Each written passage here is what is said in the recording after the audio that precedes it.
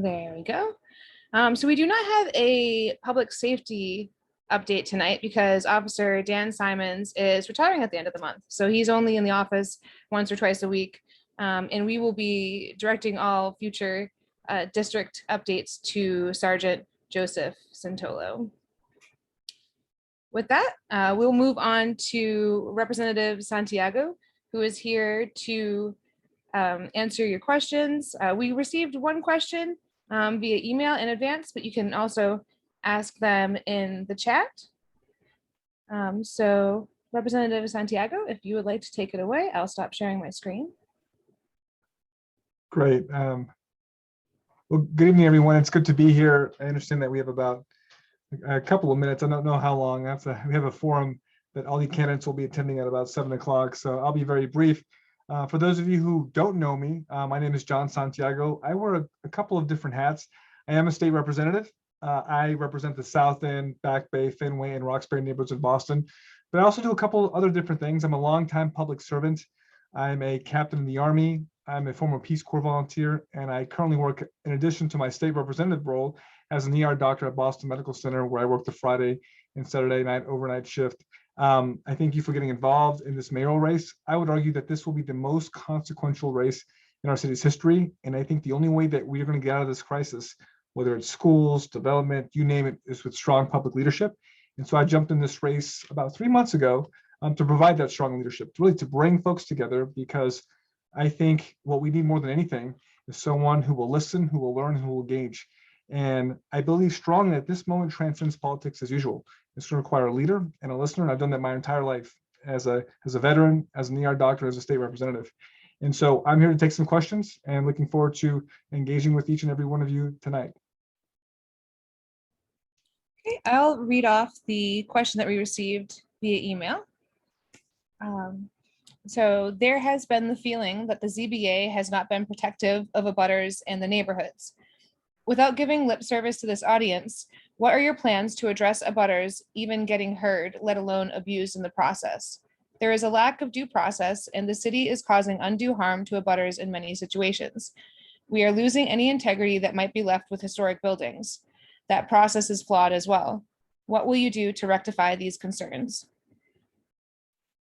Great. Well, I think the question that was asked is very similar to questions that I'm hearing all across the city of Boston. And to be quite frank with you, it's the reason why I jumped in this race. Listen, I'm not happy with the way things are going with respect to housing, development, representation. And that's why I'm in this race, for the mayor of Boston. I never envisioned myself as an elected official. The only reason why I jumped into politics 3 years ago is because, for the same precise reasons that question is suggesting, a lack of representation, a lack of feeling like my voice is being heard, and a lack of really just being engaged with the process. I practice politics like I practice medicine, and that's the idea that we have 2 ears and 1 mouth, and we should be using that proportion. With respect to planning and development, I see with essentially the overdevelopment of East Boston, it's concerning. I've put forth a plan, and we'll be discussing it over the course of the campaign, that listen, we have a system right now that is antiquated, that is outdated, and that doesn't take into account your voices, and I hear that in the South End. To be honest with you, when I got involved in politics, I'm in the State House, I got involved in city politics as a state representative because I felt like my constituents were being heard. So with respect to the ZBA, I see some comments with respect to Lydia Edwards and her plan to reform the ZBA. I will say that I'm a co-sponsor of the legislation. I feel that right now the BPDA, it's antiquated. 1965 was our zoning code. The Article 80 process was 1996. We need 21st century protocol and processes to make sure that you're engaged. And as a former community organizer myself, I'm committed to doing that and making sure that whatever's put forward by the BPDA is done with equity in mind, is done with thinking about the environment, and it's done first and foremost with your voices committed to it. It's what I do in my community. When I ran the first time, I knocked on 9,000 doors to engage folks. I'm out knocking doors almost every single day on this mayor's race because I'm committed to making sure you're part of the process, like in a way that you haven't been over the course of these past couple of years.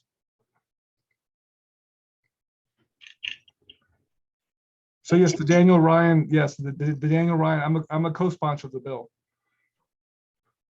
The short answer is to Ms. Mahoney's question on the chat. I I think it's a joint question, John. I'm sorry. It's Joanne. I think it's a joint question. We know the House Bill 2201 is coming up tomorrow and presented by Dan Ryan. So we just want to know, will you be supporting that bill? And basically, the gist of it is that it's to reform the ZBA, which is very much needed. No, I'm a co-sponsor of the bill. I'm signed on with the bill. And I think, is this hearing tomorrow, it sounds like? Sounds like the hearing is tomorrow, and I'm happy to chime in and pitch on me. I've talked to Dan Ryan about the bill. We're trying to get the other folks in the Boston delegation to sign on to this bill. Lydia Edwards did a great job just the other week of reminding us of the bill. As I said, I'm a co-sponsor of the bill. Therefore, I am on paper supporting the bill and want to move forward. Thank you so much. We have another question from Larry Monito asking, what are the reforms that are in the bill? Well, I think, from my perspective, I mean, I think it sets term limits on the board members. It requires them to recuse, I want to say, themselves from projects that they have been involved with in the past. I think it's requires some quarterly reports on variances. And I think it requires that at least one renter and a homeowner sit on the board. And I think it also requires that the ZBA give reason for its decision on each case. So I think it provides transparency, accountability, and the idea that we should be thinking about equity in terms of our development in the city of Boston.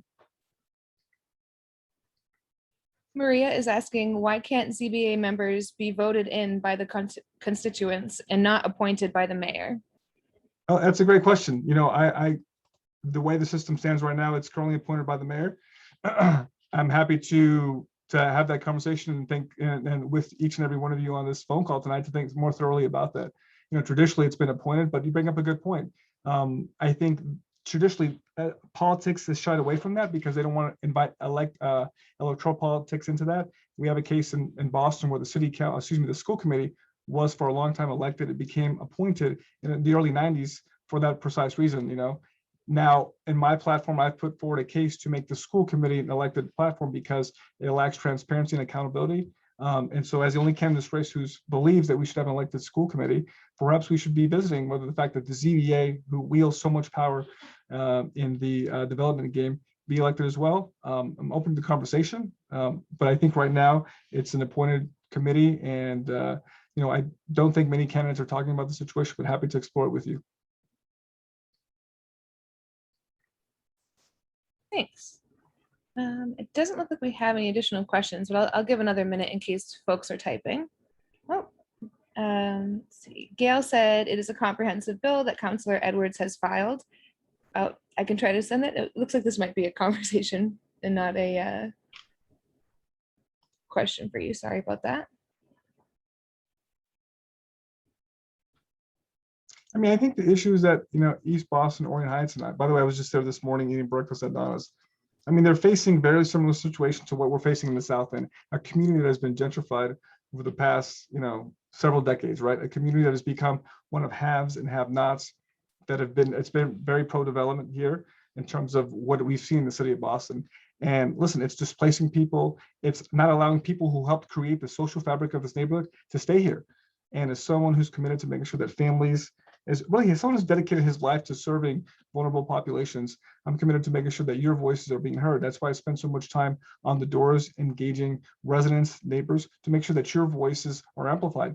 And I think that is, the situation across City Hall right now, whether it's development issues, whether it's the school system, and I'm committed to making sure that your voices are heard. That's why I ran for office the first time. That's why I jumped in this mayor's race, because right now we have a situation where COVID-19 has exposed and exacerbated all what we know to be true.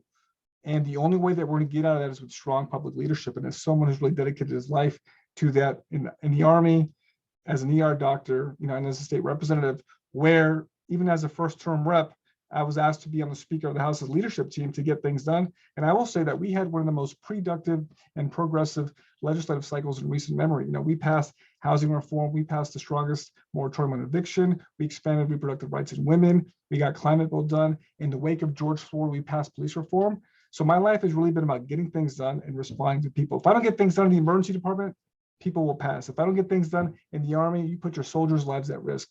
What we need more than anything in City Hall right now is a mayor who's going to show up, who's going to be active, and who's going to listen to you first and foremost. And I'm committed to doing that as your mayor of Boston. A couple more questions came in. Mike Russo said, succinctly describe your priorities for transportation equity and a thoughtful explanation on how your administration would work with the T's leadership to increase capacity on the Blue Line to meet projected demands. Thank you. Look, transportation equity is something that is fundamental to the economic recovery of the city of Boston. It's something I care deeply about and passionately about because I don't own a car. I take the T, I ride a bike to work, I walk.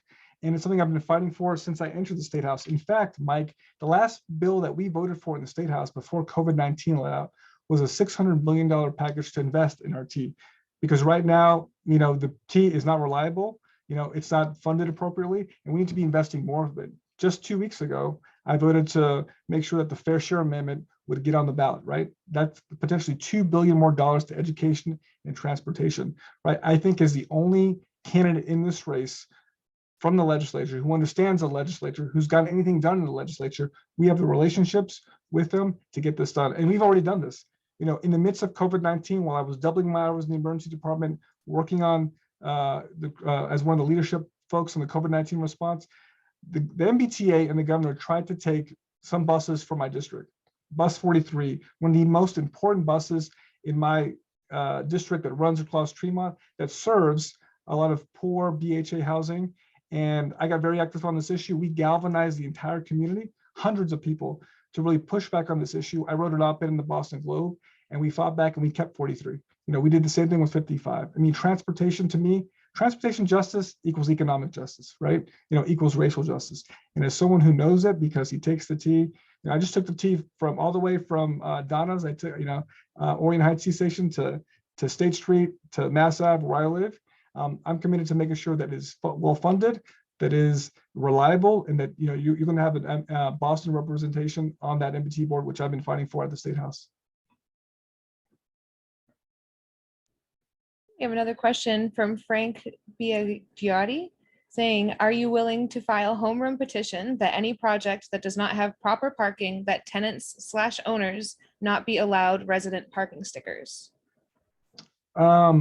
I mean, I don't know. I'm not sure as the mayor of Boston, or is that what you're referring to, I guess?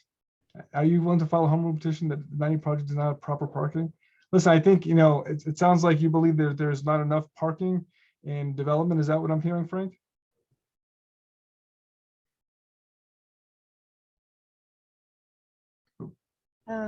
Jane also commented on 1016 Bennington passing through the ZBA with a variance for parking.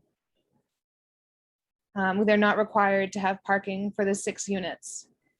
So it sounds like the folks of East Boston are very much concerned about the parking. And I agree with you. I mean, again, you have been a community that has been overdeveloped and you haven't had a seat at the table, right? In my administration, you will have a seat at the table. You will be listened to. You will have access to your mayor. As someone who's already been door knocking in Orient Heights a couple of times, I'm not door knocking just as a candidate. I will show up and I will be present as the mayor of Boston, right? Because right now the best ideas come from the people on the ground. And so you're absolutely right. The folks who have been part of the social fabric of their community that helped create Orient Heights, they need to be at the table. And when it comes to parking, very, very dedicated to making sure that we can explore those conversations about making sure that you have the parking spots that you need and that these quality of life issues will be addressed. We have another question from Maria asking, what ideas do you have to make the community meetings more accessible to our non-English speaking community members? Well, thank you, Maria, for the question. I think cultural competency and language accessibility is something I care very much about. Listen, I'm a Puerto Rican. I was born in Puerto Rico. I came to Boston as a young person. My mother did not speak English very well at all. She took classes at UMass Boston to improve her English. As someone who works at a place at Boston Medical Center where for a significant portion of my patients don't speak English, right? They speak Spanish or Haitian Creole or Cameroonian Creole. I see the importance of working with people in their native tongue, right?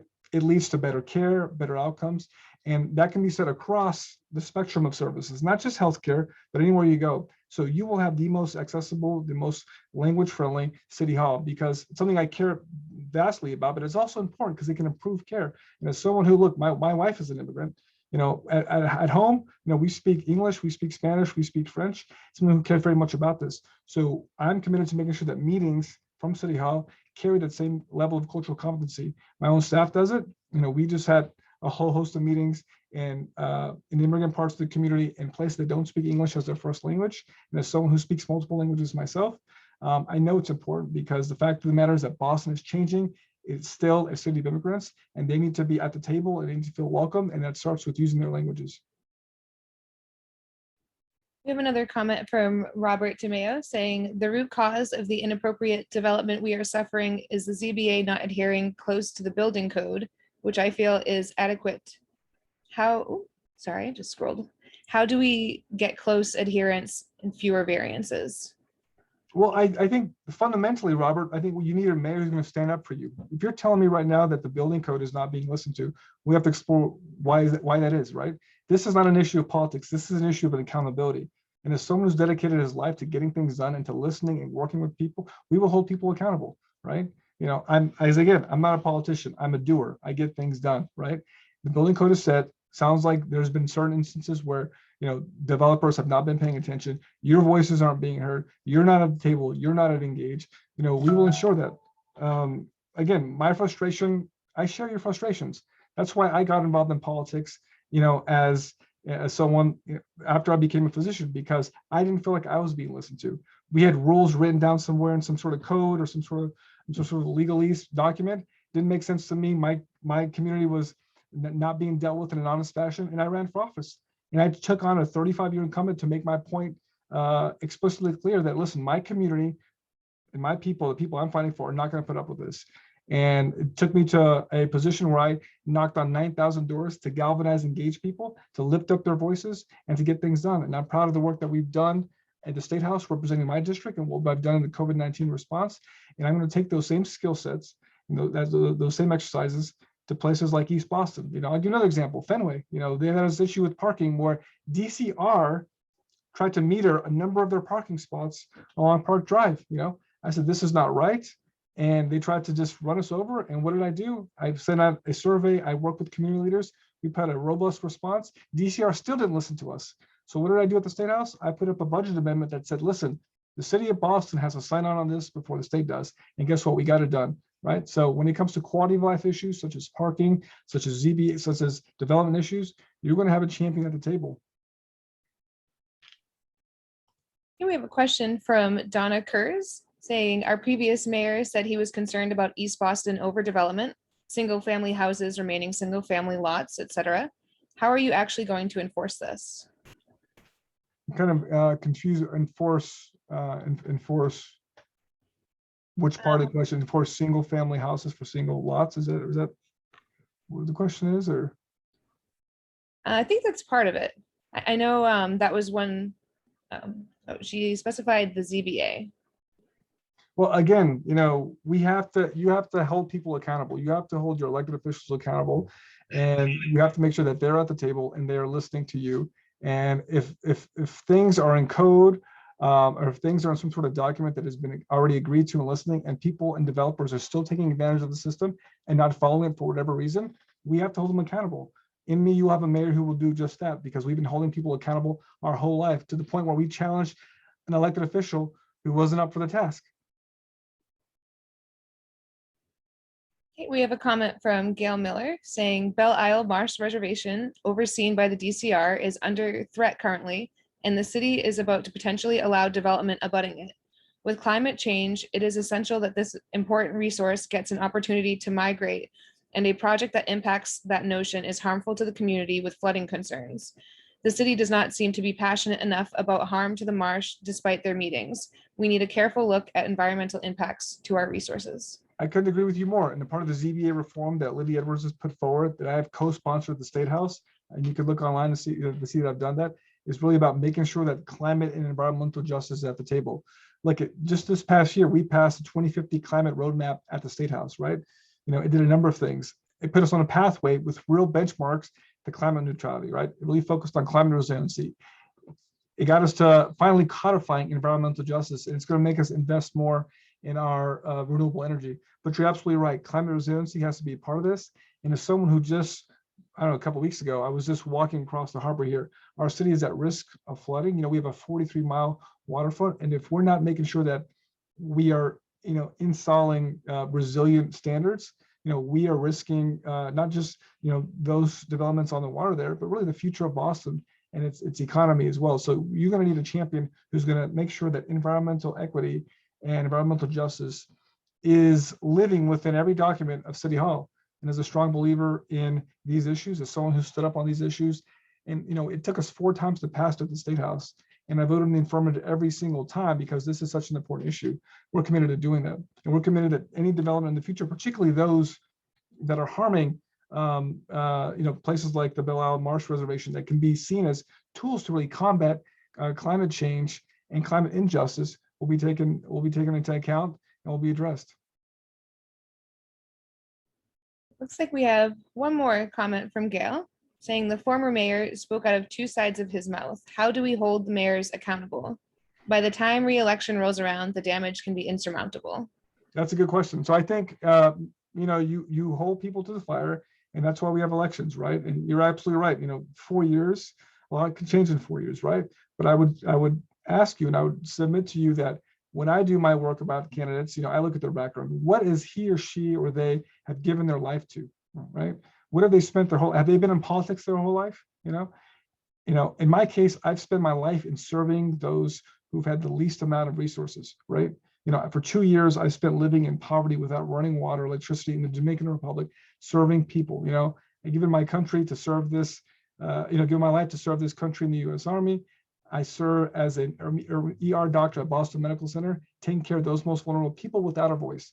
I spent my life in service and in listening, and that's why I jumped into politics, and that's why I've led during the COVID-19 pandemic, and that's why I'm in this race for mayor, because fundamentally, from listening to these questions and to these comments, you feel like your voices aren't being taken into account.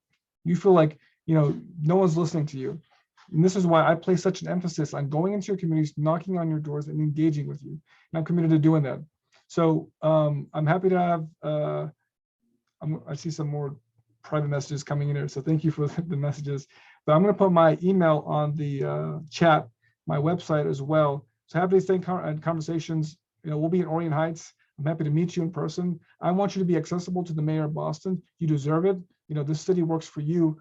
And I've been working for people my entire life, and I'm ready to work for you as well. So thank you for the time, and looking forward to staying in touch. I'm putting my email in the chat right now before I have to jump up to this forum, johnsantiago.org. But please send me an email if you'd like to. I'm happy to set up a meeting and go meet in person. I'm a big in-person people. I'm a big on the ground to see what's going on, because I want a sense of it. I want to smell it. I want to feel it. I want to hear your voices. So we'd love to get out of this Zoom world that we're living in now and be out in Orient Heights with you. So send me an email, and if you want to get some neighbors together, I'm happy to go meet you all. Thank you so much. Thanks, everyone. Great. Have a wonderful rest of your night. See you guys. All right. So up next on our agenda, we have a little bit of feedback. Yeah. If I can.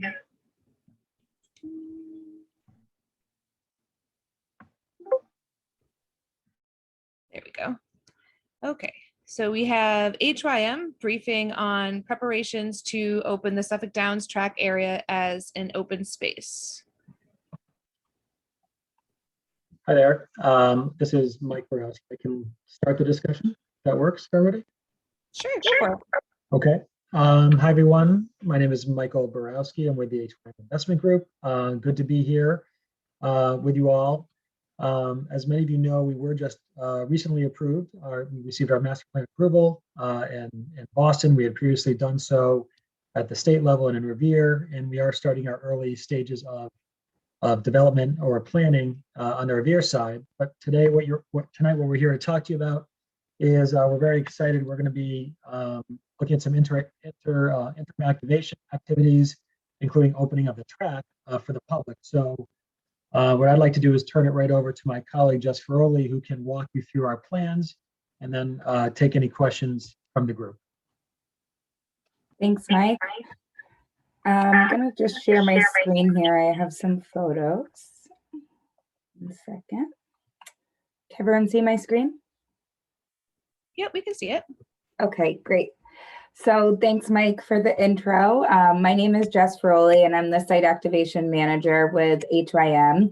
I joined right before the pandemic, so great time to, start activating the site. Luckily, we had a great drive-in series last year. Today, we're here to talk about the track opening. So like Mike said, we are preparing to open the track in the next month to the public to use. Let me just scroll down to some of the slides here. So like Mike said, the main goal is to provide a new interim open space for the community. So the plan is to have the track open daily from dawn till dusk for everyone to come and, use the track for exercising, dog walking, running, all of that. The track itself has never actually been open to the public to use for this, for humans, other than a few special events. So the track is a mile all the way around. It's about 100 feet wide. It is compact dirt, and the track is maintained daily still by SSR. Right off of the track, we have the clubhouse parking lot, which has about 500 parking spots as well. And we are just about to embark on starting the construction for the track entrance. So on this next slide here, you'll see right off of the clubhouse parking lot here is where the entrance will be. It'll be a double wide gate. It's going to be, all ADA accessible. We'll have some picnic benches, some portable restrooms there. There'll be signage all throughout the property with any information. Again, I know you're all very familiar with the track and what it looks like, but just some maps here. Again, the track entrance is going to be right in this area, right? There's like a large tree there. So right there, easy access, and people can walk up from the T this way and come in through the parking lot. And so we're anticipating opening the track right after 4th of July holiday. I'll have an exact date in the next coming days. We're anticipating that the track will be open through the late fall. Once the snow falls, it's a little bit harder to maintain the track. So basically weather dependent, waiting until it starts snowing. And like I said, the track will be open dawn till dusk daily. So we'll have security open up the gates in the mornings, close them at night. They'll do tours around during the day to make sure, they're not locking the gate with anyone inside. And in order to kind of communicate all this information, we're about to launch the Suffolk Downs website, which will be at suffolkdowns.com. It's not live yet. It's still under development. We'll also have Suffolk Downs Instagram and Facebook pages. We'll have all the rules and regulations and everything like that with on-site signage in both English and Spanish. We started an email marketing database last summer with the drive-in, so we have a good amount of emails of people within the community to get the word out about this. And then, probably some paid advertising and working with our PR team just to get the information out to everyone. We're anticipating opening the track and hopefully having some, free fitness events and things like that. But mainly the track will just be open daily for the community to use. So I will pause there and see if there's any questions. I'm going to take my screen share off so that I can actually see the questions. We got one from Maria. I'm not sure if it applies to this project specifically since this is just a track, but she had asked, why was the decision to put labs and not housing into the SD development without community input? So I can answer that. So we, lab and R&D uses are an approved use per our recent approvals. So really no change, really no change there. We did just make an announcement that we're looking to bring the life science building on the Revere side.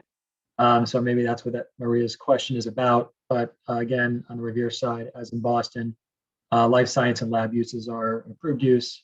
and we have the ability to move forward with that building. So we've been in discussions with City of Revere on that. Okay, we have a couple of comments from Gail Miller. She said, dog walkers need areas where dogs can relieve themselves. The activities with dogs and other usages are not complementary. The dogs really need to have their own dog park. Will you show us the outline for the labs vis-a-vis Revere / East Boston boundary? Okay, is the question about, I think I understand the question, but we have a plan for one building on the Revere side right now, which we're excited about. It is in Revere. So, you know, we're going to be developing various office buildings and life science buildings throughout the course of this development. It's an approved use in Boston. It's an approved use in Revere. But we're happy to, Gail, we're happy to discuss with you, kind of show you the plan, but it's really just right now plan for a single building that we've been discussing recently in the city of Revere. So happy to meet offline or discuss further. Donna Kirk said, very happy that the track is being preserved with this development. Kudos for that. Brianna asks, are there plans to put down fresh road markings on the roads to help with traffic flow? It's currently tricky to navigate over there, especially around the bend by where the entrance will be. I can jump in on this one, Mike. Yes, we do actually have a proposal to restripe Tomasello Road in the next few weeks. So I think it will help definitely with the traffic there and hopefully slow people down. So that'll be good. Okay, we have a question from Larry Monito saying, is this public space a temporary thing, or will the track area be open to the public after the construction is completed in some form or other? So the track as is going to be open, as until construction, I think, kind of cuts into any of the boundaries of the track. So. But in the future, there's still 40 acres of open space throughout, and part of it is in this area. Yeah, I would also, yes, I would add, we're excited to open it. We don't know for how long it's going to be open. It could be 2 years, or 4 years, 5 years.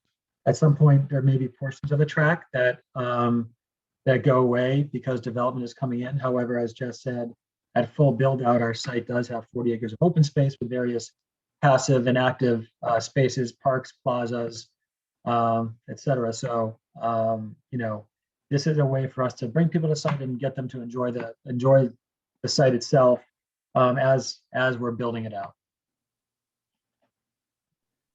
Okay, Gail Miller was looking for a response on the dog issue, where dogs need areas to relieve themselves and would need to have their own separate dog park. So, the track right now is not a dog park. We understand that. We're looking at ways that we can incorporate potential other, temporary uses moving forward. And, a dog park and playground, things like that might be, interesting for the community. For today, we're here. What we have to bring today is this, unique use of opening up the track to people who want to walk, jog, et cetera. And just have a place for recreation. Donald Kurtz followed up and said, oh, so it's not going to be continued public space. That is a horrible way to preserve the track history. So appreciate the comment. So as part of our master plan approvals, we are creating a new central common, which is actually much of the infield of the track. We're preserving 40 acres, so 25% of the 160-acre Suffolk Down site will be open space. So, we'll be preserving the history in many ways. We'll be having interpretive exhibits throughout the site as per our approvals.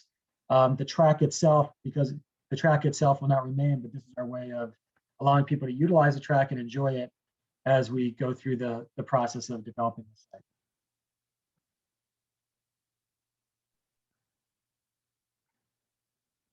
It doesn't look like we have any additional questions coming up.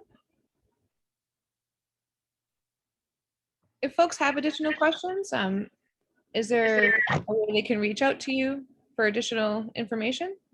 Sure, I can, if it's helpful, I can put my email address and Jess can type hers in as well. That helps. Sure, that'd be great. Just in case people think of something after this meeting or didn't get a chance to type anything. Sure. Thank you.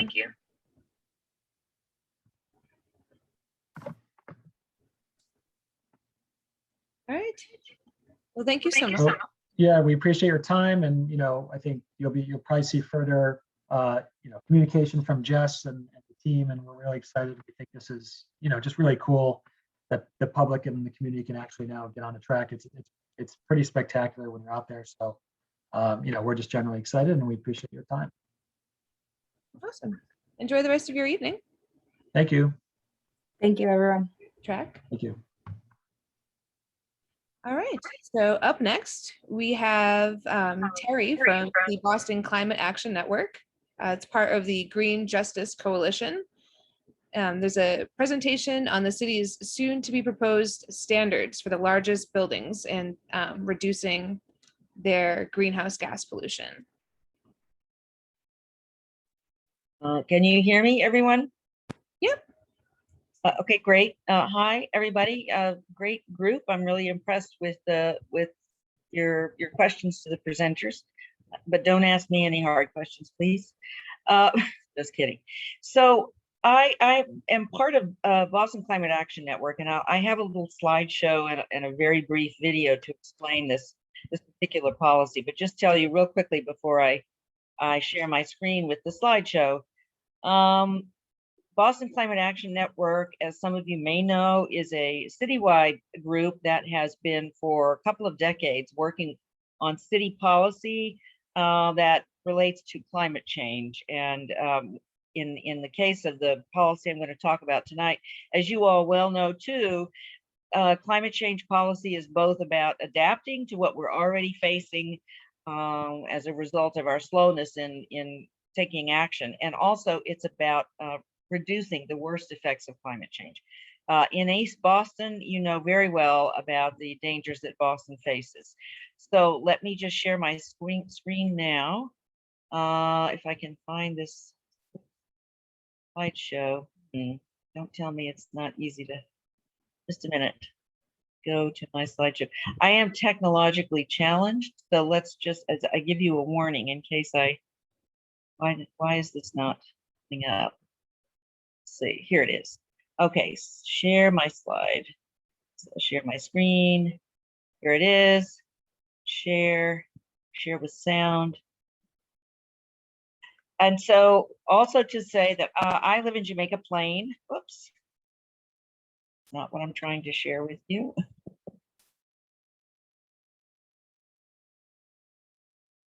Why is the slideshow? Okay.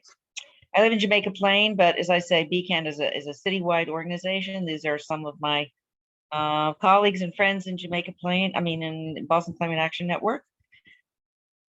And here we are talking about climate change has come up a number of times tonight, and that's no accident because it's really affecting our lives already. And I think all of you already know this. This is a flooding that Boston is very, very vulnerable to. The sea level has risen quite a bit in the last century, and it's projected to be rising at least an inch every 8 years now. So that's a scary thought. It also affects our health, public health, and the future in ways that all of you no doubt know. So let me go back to, so what is a way to address this? What our main campaign is about right now is this what's called a Building Energy Reporting and Disclosure Ordinance. It's popularly known as BERDO. And this was legislation or an ordinance really that was passed by the city council and signed by the mayor some years ago. Actually, BCAN was active on that campaign as well. But now it's out of date. And what I'm going to show you is a brief little video that we made so you can see just the simple basics of it. Let me know if you can. Did you know that 70% of greenhouse gas emissions in the city are generated by buildings alone, and half of our carbon emissions come from just 3% of Boston's buildings. Boston's current law, BERDO, makes our large buildings report their energy and water use, with proof they are reducing their energy usage over time. But if the city wants to reach net zero carbon by 2050, it's time we hold buildings to a higher standard. That's why BCAN wrote a letter to the city, with recommendations to the details of a new emissions performance standard for buildings. Soon, building owners of commercial buildings, hospitals, and large residential buildings will have to meet specific carbon reduction targets for each type of building.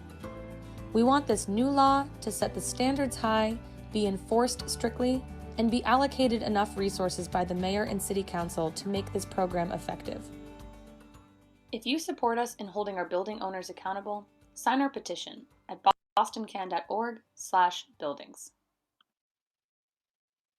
Okay, now let's see, how do I get rid of that? And then I go back to, I don't know how to get back to my slides. Go away. Oh, jeez. Ah. Okay, here we are. Sorry, thank you for bearing with me on that. So that video, I think, is pretty succinct for a policy that can be really hard to explain. You can easily find yourself drowning in the weeds, if you'll pardon my sea level metaphor.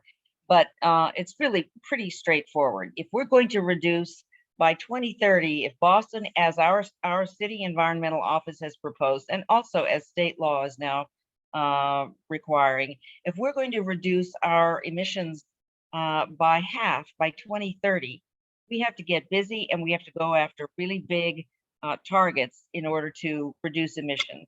And the largest buildings in Boston are the emitters of almost 50% of Boston's total greenhouse gases.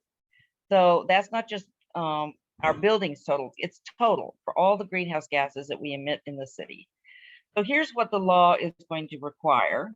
And you heard it in a little video just now, but buildings that are, they're enhancing, they're lowering the number. It was 35,000 square feet and above that were required to be regulated by this legislation.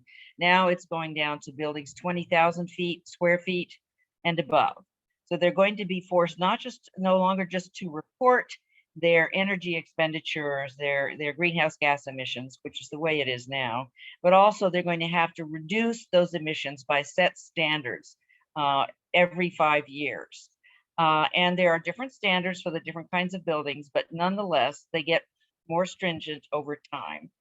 And to give you an example, here is this Franklin Highlands Apartments is 30,000 square feet, which is towards the bottom limit of this requirement. And then here's the one International Avenue, which is a million square feet.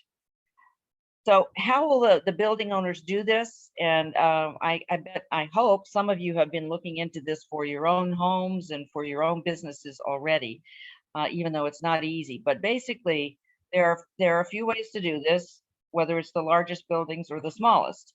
You've got to do energy efficient insulation. You've got to put in the right kinds of windows and heating systems and lighting.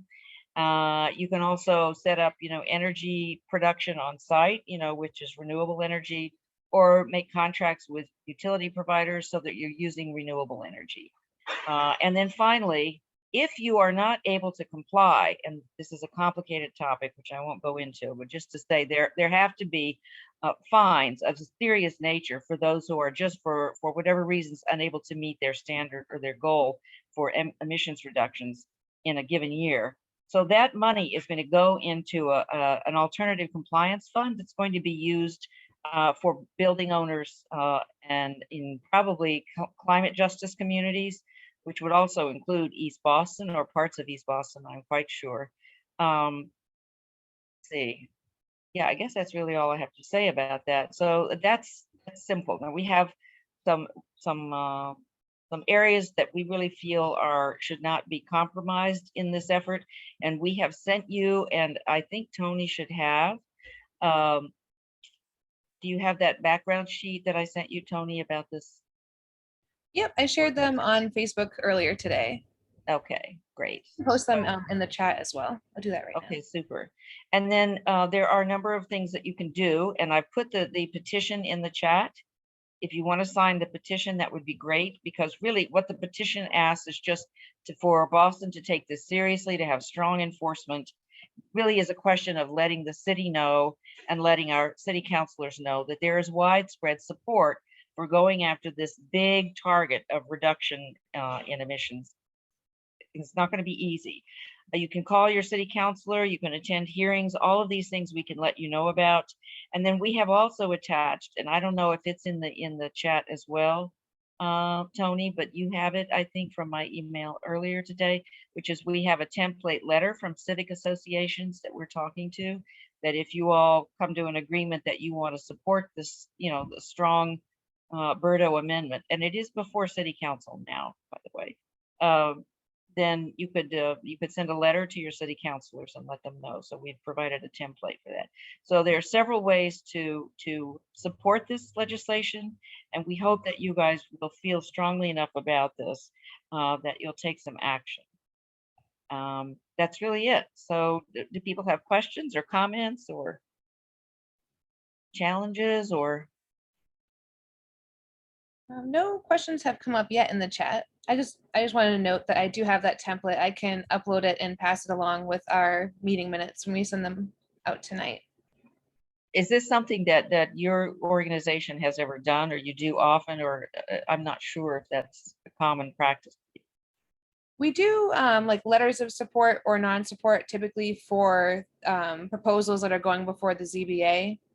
So it's usually like development things. Mm-hmm.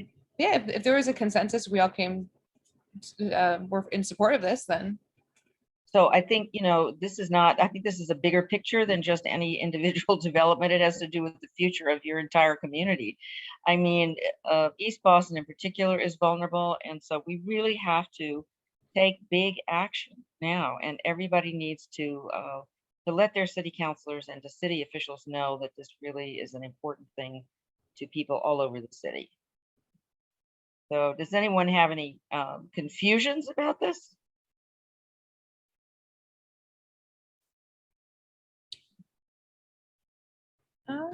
I guess not.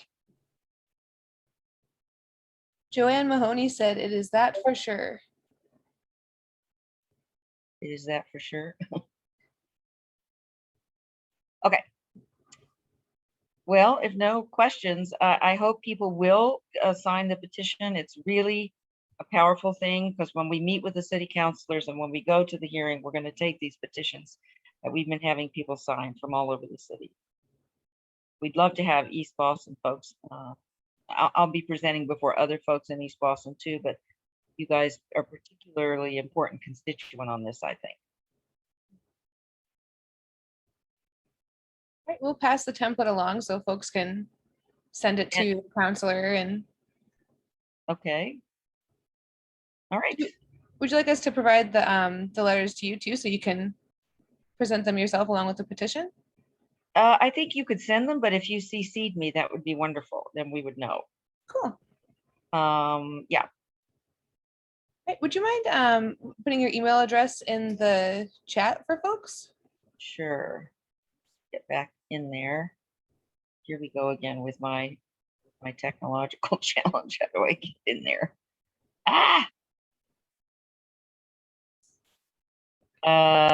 There I am. Okay. Yes, I can do it. Mason.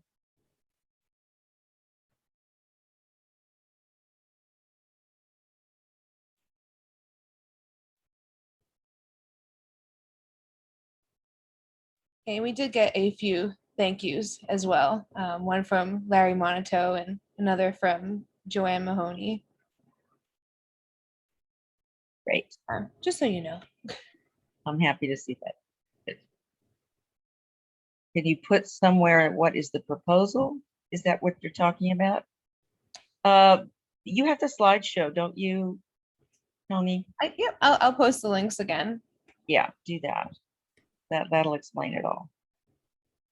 And who's my city councilor? Someone posted that. Fantastic. Okay, we'd love, love, love to have you guys join in. So, and if you're interested in speaking to your city councilor, we'll be organizing some meetings with city councilors. So that's a possibility too. All we need is the information from you and we'll make it happen for you. Awesome. Thank you so much. Great, thanks for having me. All right. We do have a question from Gail regarding how info in the chat can be accessed after the meeting. We do try and put all relevant links, email addresses, and everything from the meeting in the meeting minutes. So I'll make sure that all the pertinent information makes it into the minutes. Great. And let's see. So up next on our agenda, we'll be moving into things that are up for a vote. And I say things and not developments because we have a few different proposals. The first one is to update our bylaws so we can work with the boundaries that Harborview has been operating in for several years. I will share my screen so I can show you what that looks like. So this is what Harborview has been using for their boundaries. There's an overlap over here with our current boundaries. We state that we go from Wordsworth Street to the Revere and Winthrop borders. So the proposed new boundaries, just move my little zoom thing out of the way. This is what Orient Heights would look like. I mean, it looks the same, but our boundaries would change here. So previously, we would have been going to Wordsworth Street over here. So that would be Harborview. And then this part of Bennington, that little bit of Saratoga up to Trident. And this extends all the way effectively to 1A. So I'm going to pull up the chat and see if we have any questions on that.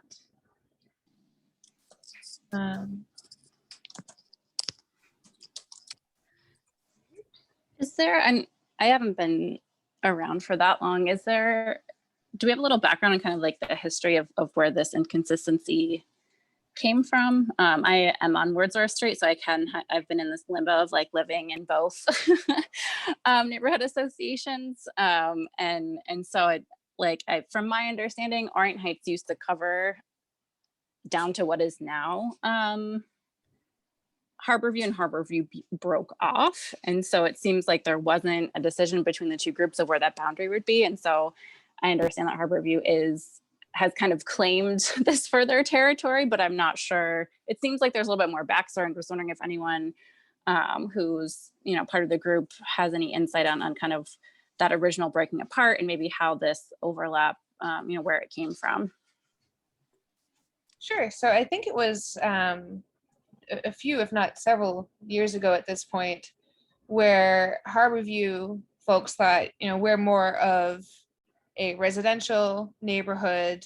There's like business parts of Orient Heights, and they wanted to have their own neighborhood association to focus on the things that they found important to that neighborhood, that like residential area.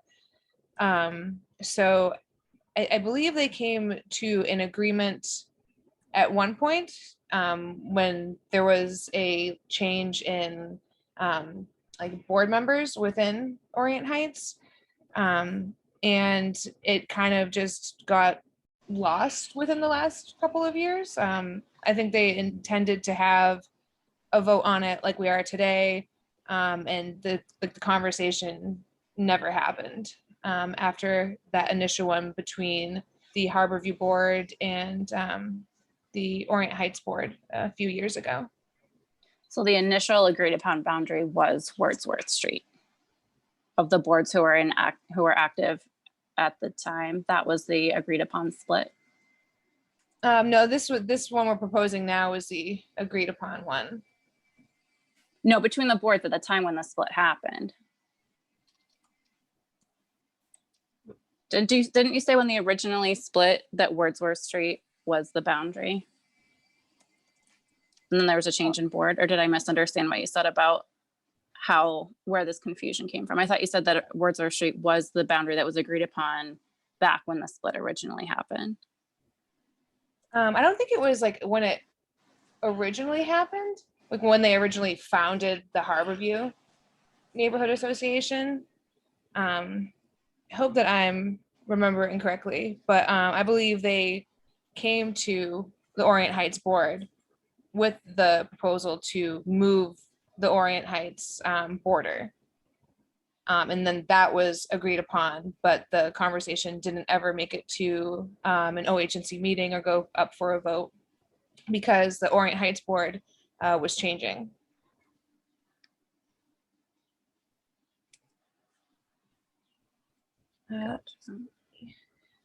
We do have some comments in the chat here. Let's see. Let's see, Gail was saying this needs a discussion because if there is a Harborview interest, why doesn't Harborview continue along Bayswater? Going out to 1A does not seem to meet the interests of OHNC.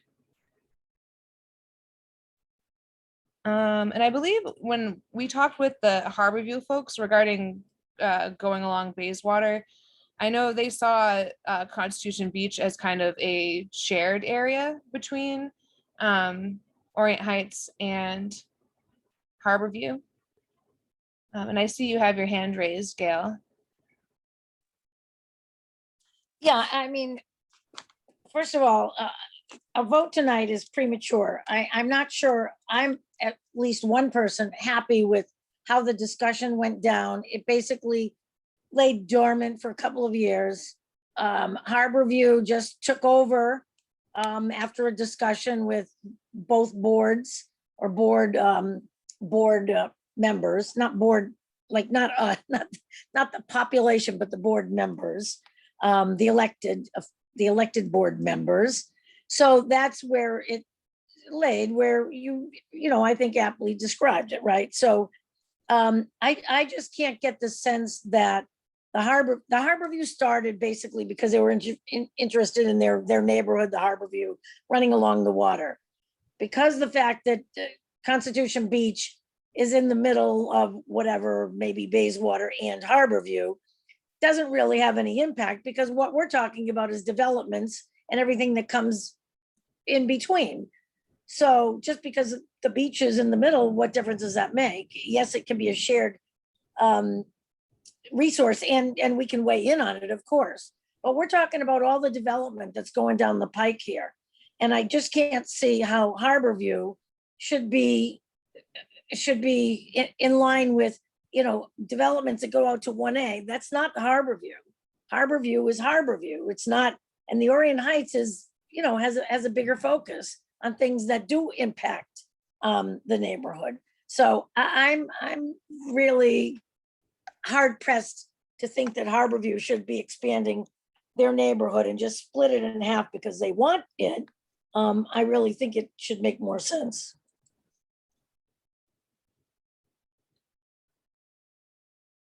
Which I don't think this does.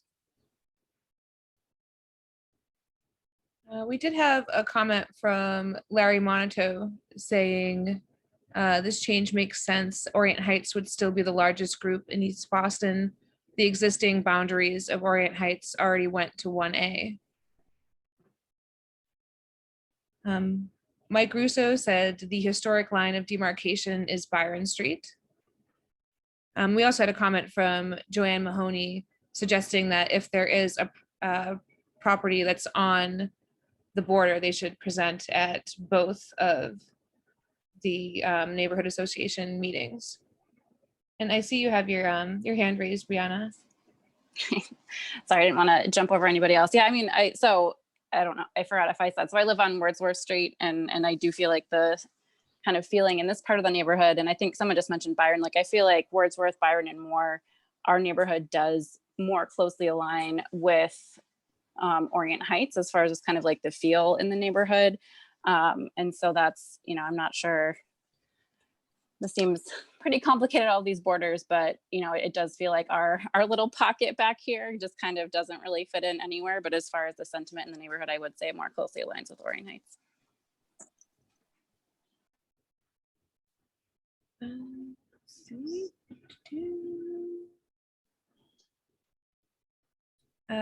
Frank Biagiotti said, I do recall a discussion of making Wordsworth Street the boundary.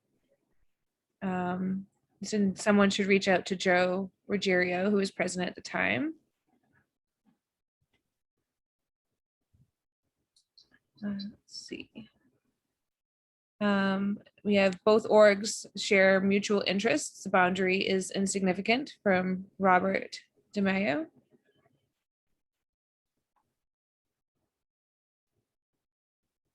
Liliana Isaac Snyder asked, have you been in meetings with Harborview? I haven't been to a Harborview Neighborhood Association meeting, but I have met with their board once just to get some history on where the boundary discussion started.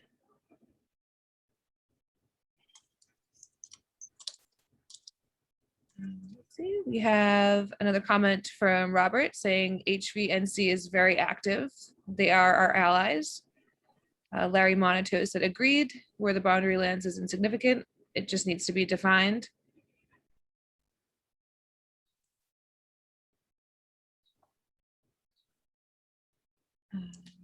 Don't see anything else.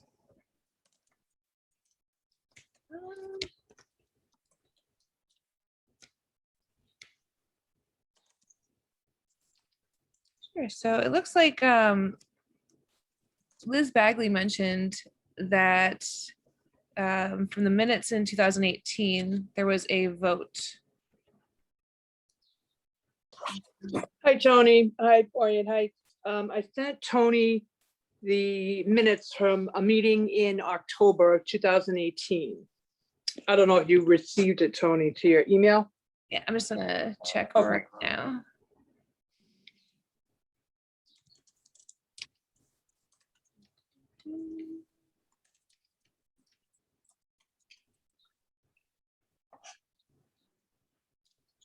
Okay, I'll share this. Okay, and the bylaws changes.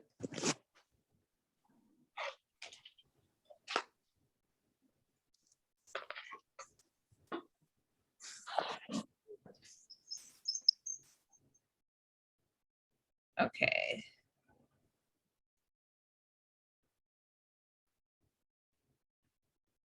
I see. Oh, okay. So motion made to establish a boundary with the Harborview Neighborhood Association at Wordsworth Street. Well, it's Woodsworth, but it's Wordsworth.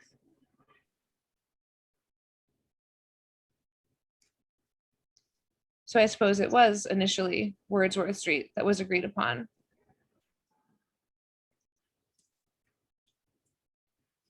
Thank you for passing that along, Liz. Sure. So Glad what- to add to the confusion. So what does that really mean, that the boundary is Wordsworth? The whole of Wordsworth going out to 1A? I believe that's what we're currently operating under. Yeah, I think it's the map that you just showed. I'll share it again.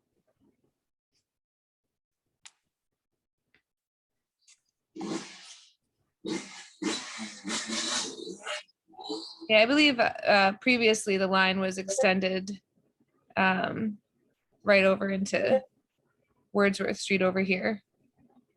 So the red outline is Orion Heights neighborhood, right? This is the proposed changes. And HVNA or whatever their initials are is what boundaries? Let me see. Oops.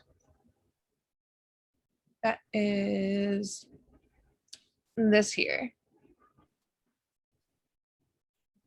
I'm not seeing what you're pointing to. I'm seeing the cursor float around, but this entire red area is what Harborview has been using as their boundaries.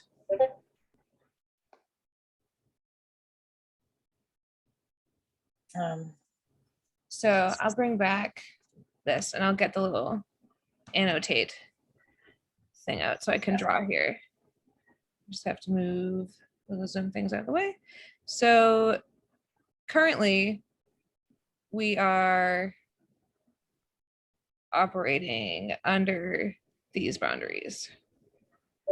So this area in here that I am very sloppily filling in would be considered Harborview if the vote tonight were to pass.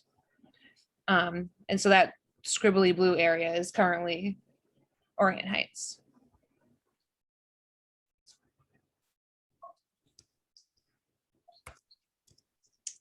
So I still don't see why it has to go out to the 1A area.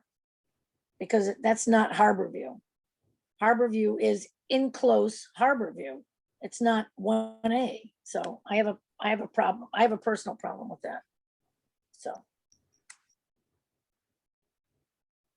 I mean, how does it align with the boundary going out to 1A of the Orient Heights neighborhood group when the Orient Heights is more broad-based, so to speak, in terms of concerns and issues than a Harborview approach to development projects, whatever.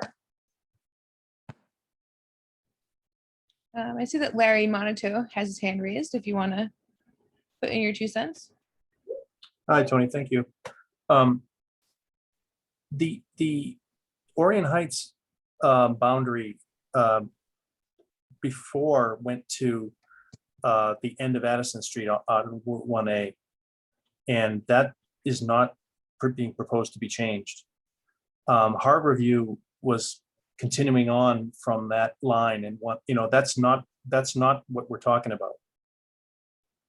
If more west of Orient Heights, if Harborview goes to 1A or doesn't, that's not what we're voting on. So what are we voting on? I'm totally confused then.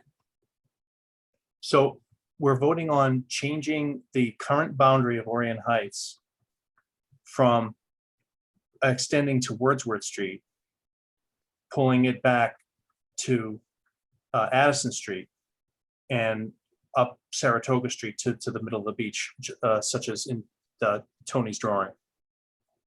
Well, I just don't, Harborview came to, as I repeat, Harborview came to, with this significant interest for the Harborview area, Harborview neighborhood. Going west of, if it's west of Saratoga, does not fall under sort of the jurisdiction of a Harborview if, you're pushing out west of the 1A. I mean, I think it should be, east of Bennington. Why it goes further towards 1A is beyond me. So I'm not following that rationale.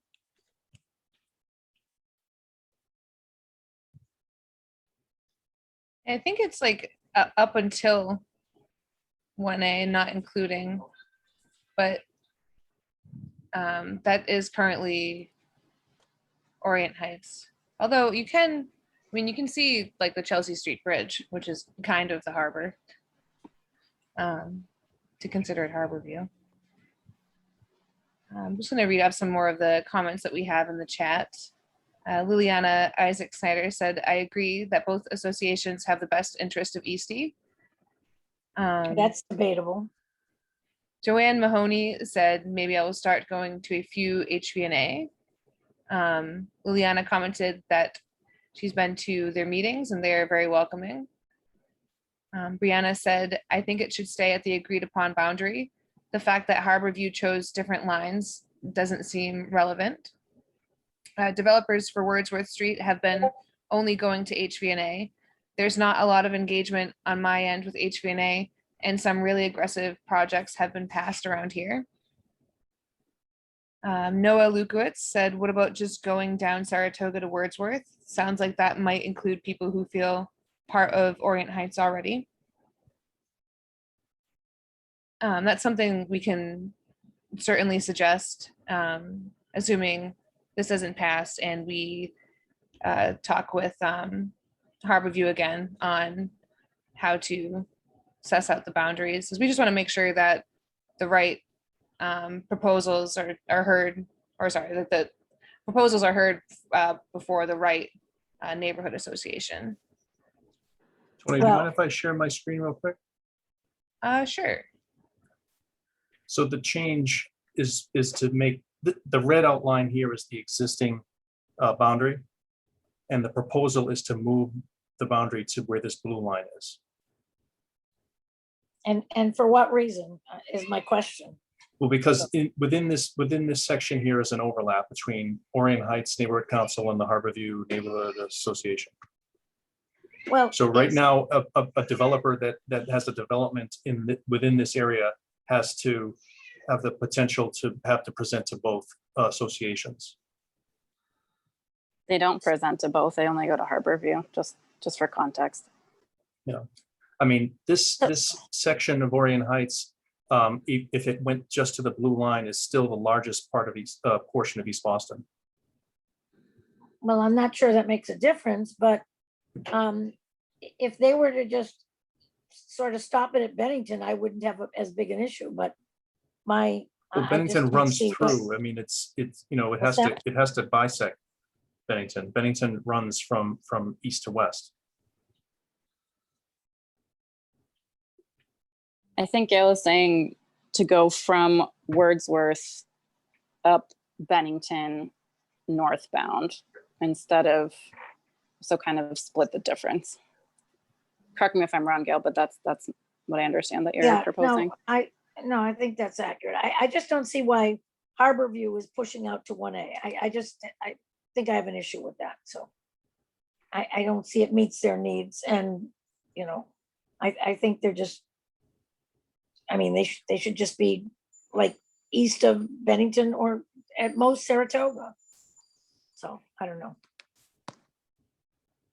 I see Robert DeMeo, you had your hand raised. Did you want to comment?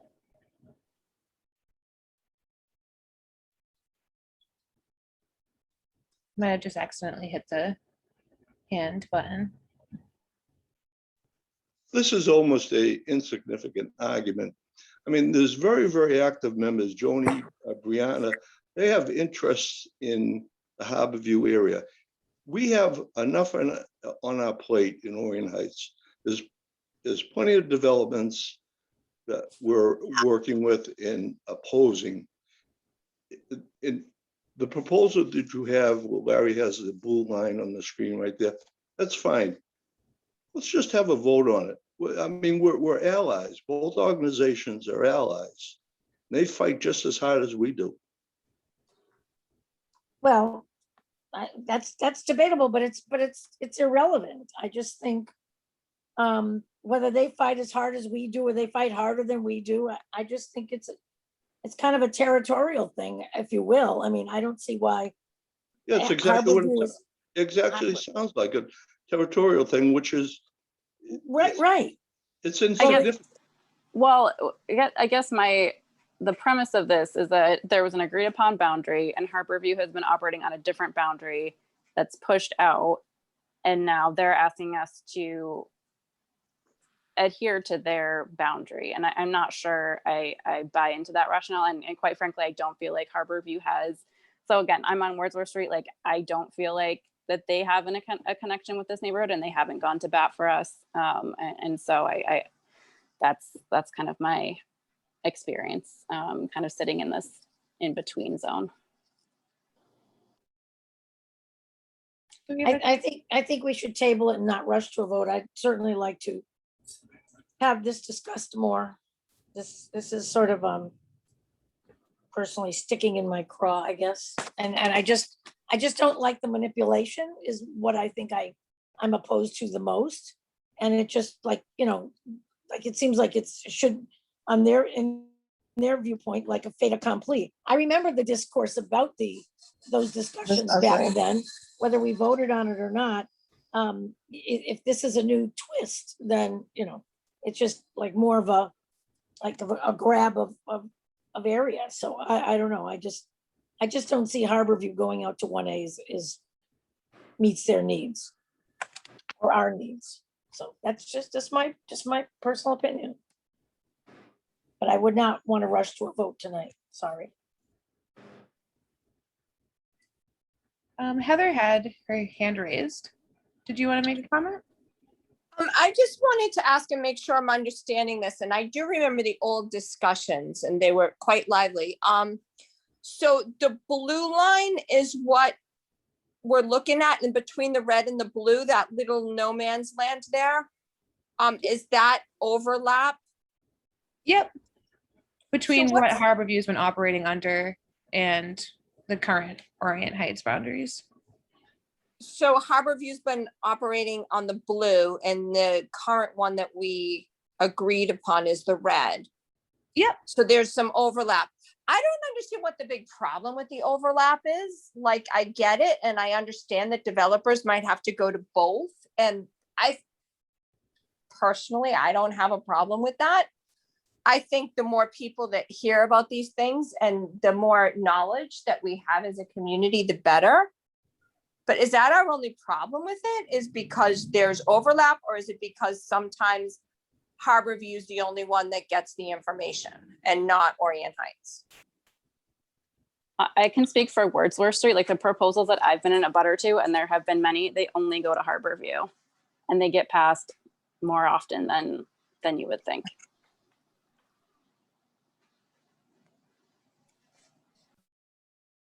Is that because they get passed because there's like a negotiation? Do things get negotiated down and then they finally get passed, or they get passed like on the first go? In my experience, the abutter engagement for my area has been low. And then the developer will get like one person to come and speak in support of it. And that's the only thing of the abutters that comes to the meetings. And then the rest of Harborview doesn't have, I guess, a reason to vote it down. But then when you actually like talk to the people that live here, like just because they just don't have the time, they're not available to go to the meetings. When you talk to them and say, hey, are you in support of this? And then there's actually a lot of opposition to it. But there's just, due to scheduling and things like that, just not the same level of engagement that you see in other areas. So things just, the couple of projects that I've seen, it's just been, pushed through because there hasn't been, abutters feeling like they could engage in the process and speaking out against it at the votes. Thank you. Yeah, Brianna, that's actually typical. We see that's the same in Orient Heights, that the people with the highest interest are the direct abutters. And the issue with the flyers, who gets flyers. It's no different in Orient Heights. That's my. I mean, I go to both meetings my and like the tone observation. is very, the tone that I've seen at least has been pretty different between the two, and kind of the default, it seems, at least the ones on my street, it seems like there's more willingness to support projects, whereas in Orient Heights, the default is to be, critical and ask the tough questions. And I haven't seen that same level of, like pushback, I guess. And so because the direct abutters aren't, typically showing up to the meetings, there's just not that like people aren't given the context that of what it's like to be on the street and in this part of the neighborhood. Because it is a weird, I don't know if anybody's like been up Wordsworth Street or Byron or more, like it is kind of this weird little area. And even people in Eastie that come up to my house are like, oh, I didn't even know it was like this here. Like it's its own little special weird place over here. So it's a tough one. To me, it doesn't matter. I would go with either line. Well, One when of the I'm looking reasons at- might have been that they were having their meetings at the Salesians, which is, not within their border if we keep this border. So maybe that was part of the reason why they pushed it out a little bit on their side. Well, again, I would have less of a problem if it didn't go out to 1A and it ended at Saratoga or Bennington, because there are going to be issues on 1A that I think they should appropriately come to Orient Heights. So And I'm not sure that there's some background concern about that. I don't know. I'm not privy to all these discussions that are going on in the community, but I just personally don't see why Harborview has to be pushed out to 1A. I do have a strong objection to that. So that's just my view. I'm going to read a few more of the comments that we got in the chat. Liliana Isaac Snyder said, what does 1A have anything to do with this? HVNA has been dealing with a lot of projects on Coleridge, Cooper Street, etc. Patricia Powers said, this has always been an East Boston problem. We are all sections of East Boston and should work as one. Frank Biagiotti said, my question is what the blue line on Saratoga Street, it says dog legs. I imagine that's a typo. I believe there is no street there at the end of Addison. Yeah, the end of Addison here is that goes to 1A. So you can turn directly onto Addison if you're headed north on 1A. Oh, that's correct. Yeah, there's not actually a street back there. If the blue line is Addison, there's just like a little building. Like that's not a street back there. There's a street that connects with, oh, you're right.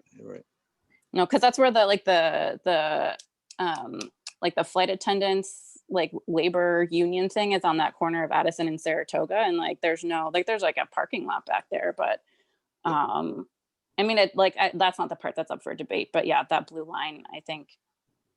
Oh yeah, that's strange. The reason that's there is because they wanted to define that those houses on Saratoga Street were within Harborview instead of just going along, so that we just used the same line that Harborview used, but they were just doing that because their map was zoomed in a lot further and actually showed the different properties like in the little rectangle shapes. Yeah, so what's being drawn on right now is just to illustrate that there's those properties on Saratoga. Oh, like the so that would include the houses that have like the stucco on them. Is that so? It's like it's like the Union Place and those stucco houses. Is that what that's including? Yep, and then none of Brandywine. So none of the townhomes, and that would be Orient Heights still. And Liliana said, has anybody asked why they are asking for this? And this actually initially stemmed from us creating the separate design review committee because there were folks that were interested in being a part of the design review committee. And someone else said, well, are they within Harborview or are they within Orient Heights? So we reached out to Harborview and asked them to clarify what their boundaries were, and that's how this discussion got started. So when we got clarification from them on what the boundaries were, the meeting last month, we just brought up that we would be voting on it this month and discuss the proposed boundary changes here. If Brianna's perception is that Harborview is not all that active, there's a possibility of an invitation that we just have one organization, Orient Heights Neighborhood Council, encompassing Harborview. That's how it used to be, and they split out for some reason, which that history maybe people on the call can speak to, but it used to all be one consolidated thing, and they split off. They formed their own thing, and that was, I would be in support of it all being one, honestly, having people present it both. I mean, there are so many overlapping things. Like I would definitely support a reconsolidation of the boundaries, but I know we have other stuff to get to tonight, and I guess I would propose that we vote it down for now and come back. And like, it seems like there's a lot of issues on the table, and I know we have other things to discuss. And that would be, I guess, my last comment for tonight, of just saying, like, I would say vote it down now and take a little bit more time to, look through the old notes and get a little bit more information and come back and find something that makes sense. And see how Joni feels about it. Yeah, I think Joni would still be in Harborview. I don't think this would change where she is because she's on, because Frankfurt's on the other side of Wordsworth, even down there. So I don't think, oh, you mean about combining it? Yeah, I don't know. She probably would be in support of combining it. I agree. Okay, we had some comments on the large development on Addison Street, but that actually I looked up a while ago just out of my own curiosity to see what the vote was on that, because I know a friend of mine who's actually the fire chief in Orient Heights attended the ZBA meetings opposing Addison, and I wanted to see, or not Addison, but that big big Monstrosity. development there. Yeah, 200 and something units. And there was a vote and OHNC was not in favor of it. So it was. Yeah, that was, I mean, we're just getting like between, I mean, regardless of the vote, like where like there is just, this area is getting, there's stuff that's sneaking through that just, I feel like if we had a combined group or if it was in front of Orient Heights, like there's people in this group that have really good questions and you know how to advocate and things like that. And I feel like if we weren't divided, that some of the stuff that's gone on, it wouldn't have happened.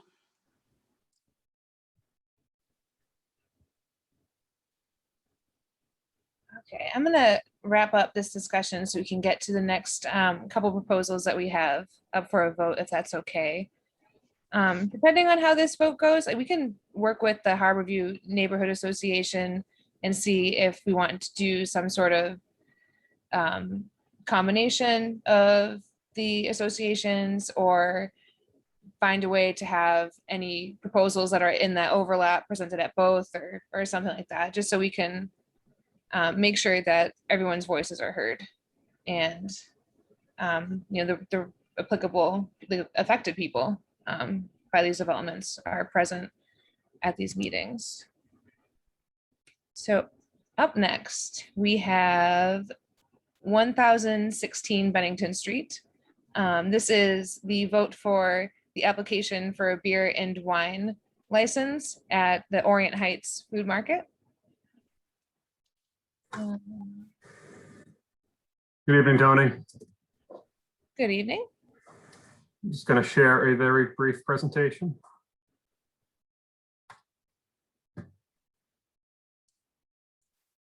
All right. Well, thank you for having us tonight. I know it's been a bit of a meeting already and there's still a few things on the agenda, so I will be brief. This is our second time before you for a fairly simple request. I'm here on behalf of 1016 Bennington Street.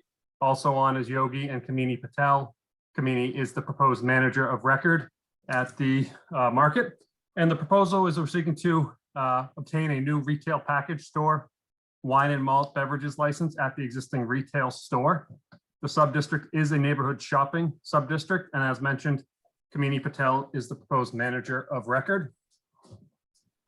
This is just a BPDA zoning viewer map just to highlight the property. You can see it in the middle of the screen, highlighted in orange right across from the T station.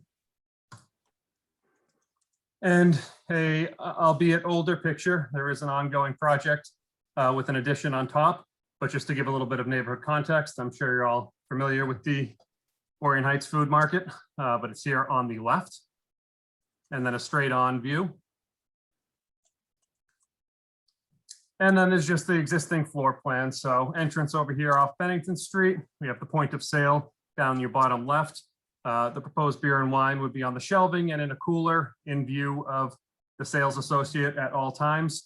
I'll note, as I mentioned, Yogi and Kamini Patel are on this call as well. Proposed hours of operations wouldn't change. And it's simply a beer and wine license being sought, not a hard alcohol. So there will not be any nips or anything associated with this. As part of the project, as I mentioned, there is an addition already going on under a separate approval from a previous ZBA case years ago. So as part of that, the front of the building will also be getting a facelift and cleaned up. That's obviously a separate project, but it is ongoing. So I figured I'd mention it, even though it's not part of this licensing application we're filing. So with that, I will pause and take any questions or comments from the group. Okay, we have a comment from Jane Biagiotti, saying 3 locations in Orient Heights where you can purchase beer, wine, etc. We also have the Recovery on the Harbor. It assists individuals with addictions and has Alcoholics Anonymous meetings. Are we supporting the center agreeing to do this?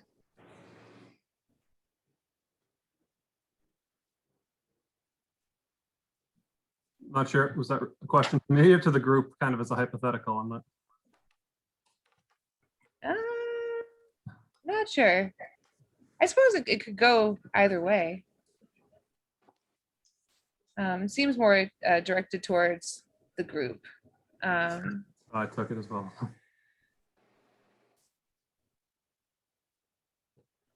I don't see any additional questions or comments.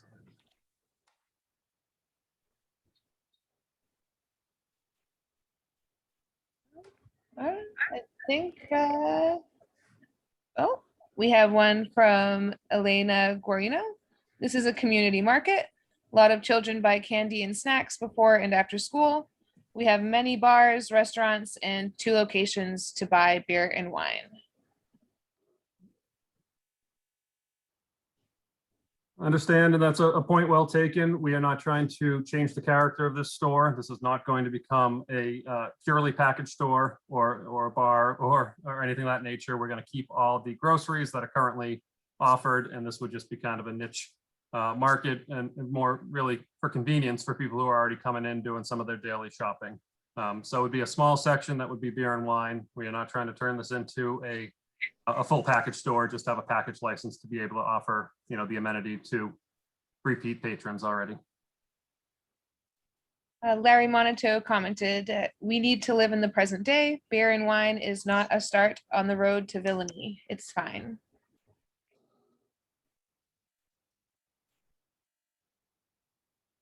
So that looks like all of the comments that we have so far. Our fastest presentation of the night. Let's see.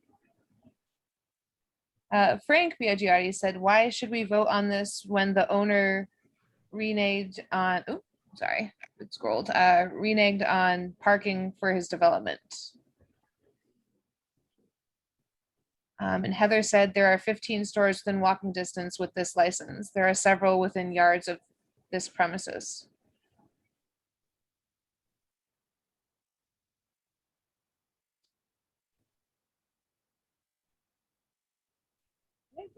That seems to be everything. Every time I say that, usually something pops up, but Joanne Mahoney said, I think we have to look at the big picture.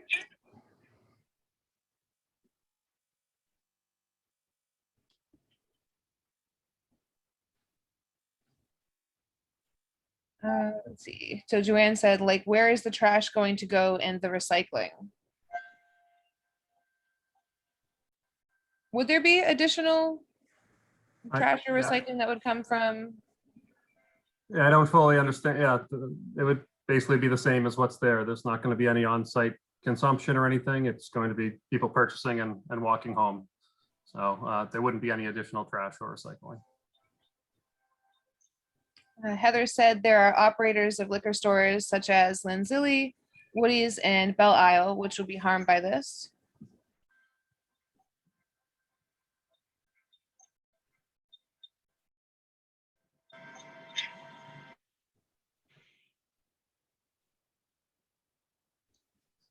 Then she followed up with, there is loads of trash from Orient Heights Market already.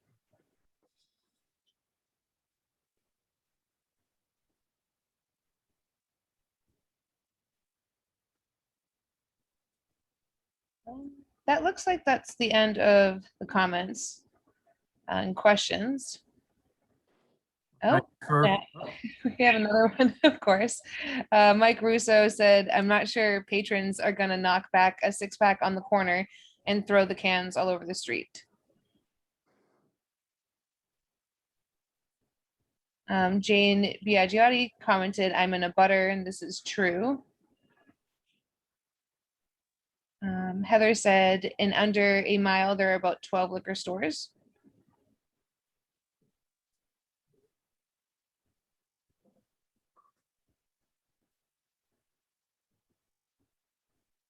Okay, perhaps that might be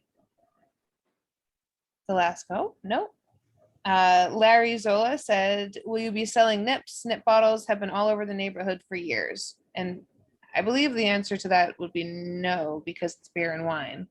That is correct, Tony. There'll be no nips, no opportunity for nips to be drank outside on the sidewalk and discarded there. We will not be selling those. We're not seeking hard alcohol at all. Gail commented, we need to assess the credibility of the applicants in all these proposals and how they have respected commitments in the past.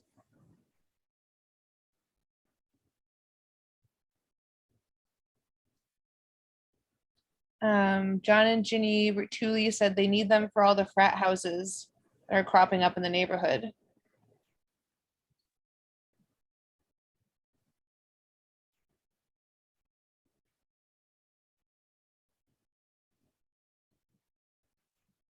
Okay. Oh, Heather said we have plenty of liquor stores. That seems to be a recurring sentiment.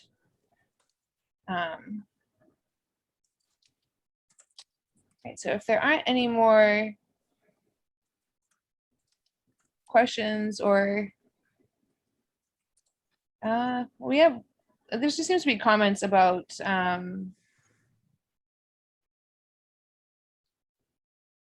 the applicants themselves, I suppose. Gail asked, isn't this the same Patel group that runs Lanzilli's?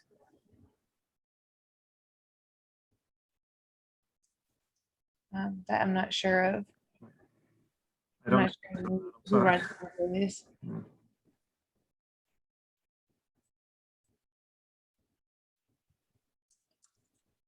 I think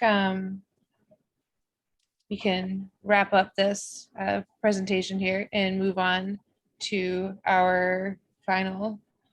Oh, Gail's answering to my question, but I don't believe we have one, unless somebody else on the call currently knows who runs Lanzilli's.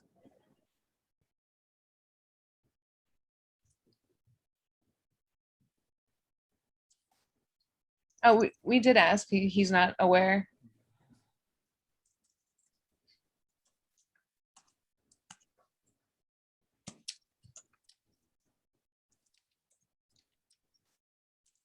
Do either of the Patels happen to? I mean, they would know if they ran both. No, we are not. Okay, thank you. Okay, so no, not the same people as Lanzilli's. All right, so with that, we will move on to our final presentation of the evening. And thank you, by the way, Matt, for Thank you, presenting. Tony, and thank you everyone for the feedback. Have a good evening. You too, take care.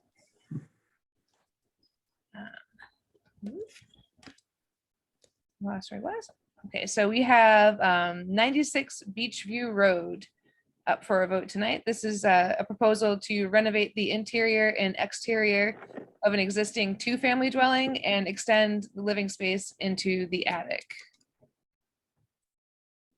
Good evening, Tony. Good evening, everyone. My name is Attorney Derek Small. I'm an attorney for the project. With me tonight is Kevin Riley Marini, who is from Shu and Associates, are the architects for the project.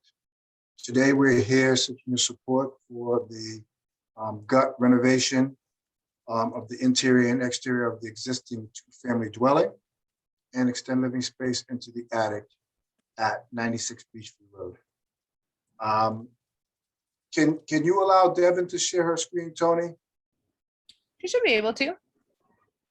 Devin, can you share and go over the plans? Sure. So let me pull them up.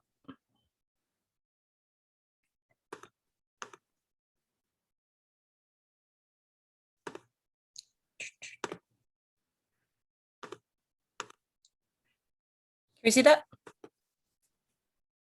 Yep, it just Now, came up. yes.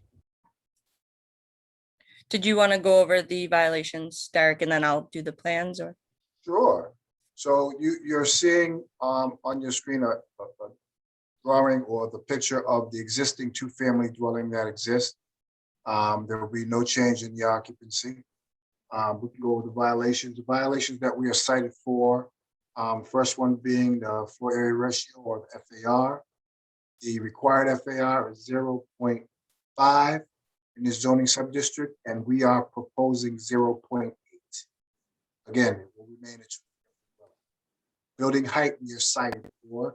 The requirement in this zoning subdistrict is 35 feet, 2.5 stories. We are proposing, well, the height of the building currently is 33.7, and they're tagging us at 3 stories. And Devin can go over that distinction when she goes over the plans. With regard to the side yard, requirement for the side yard setback is 12 feet. On the left side, we have 1.3, and on the right, we have 10.5. Rear yard setback is 40 feet, and we are proposing 33.5. We are proposing 2 parking spaces in the rear of the property with this project. And the units, unit 1, 2 bed, 1 bath. Unit 2 is 3 beds, 2 baths. And again, Devin can go over those when she goes through the plans. Devin, you want to walk us through the plans, the site plan and the plans? Sure. So the image on the screen right now is the current front facade from beach view of the building that exists today. This is a proposed landscape drawing. Right now, the drawing on the right is non-existent, and it is just yard area in that lot. And the left is where this project is currently. The footprint of the building is not changing. That's what it looks like now, and that's what it will look like at the end of the project. In the rear, we have spaces for 2 spaces side by side, and that will service 1 for each unit. Yeah, I'm on a meeting. I have to call you back.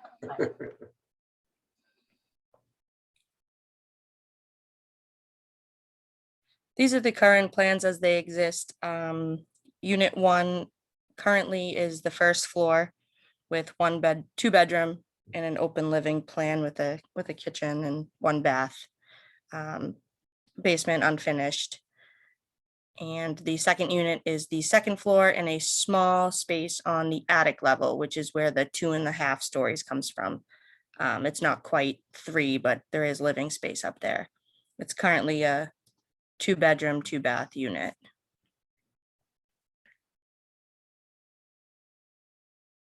Existing elevations.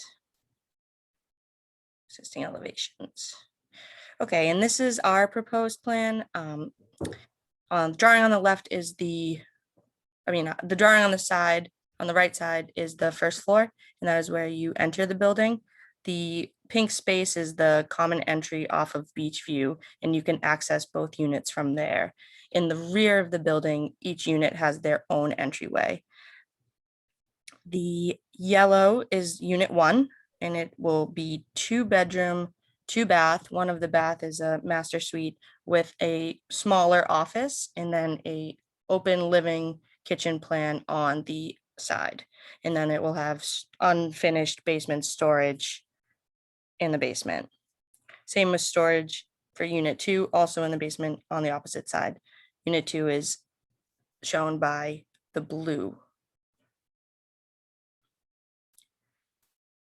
Unit 2 is the second and third floor. It will be 3 bedroom, 2 bath with 1 ensuite bath on the third floor and a small office.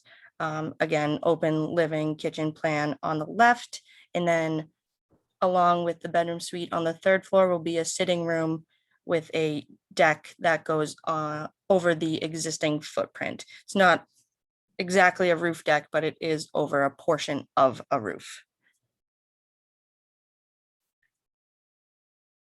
If you can see here, the existing ridge line is not changing. The existing turret is remaining, and the deck is just coming out at the floor level on the attic level.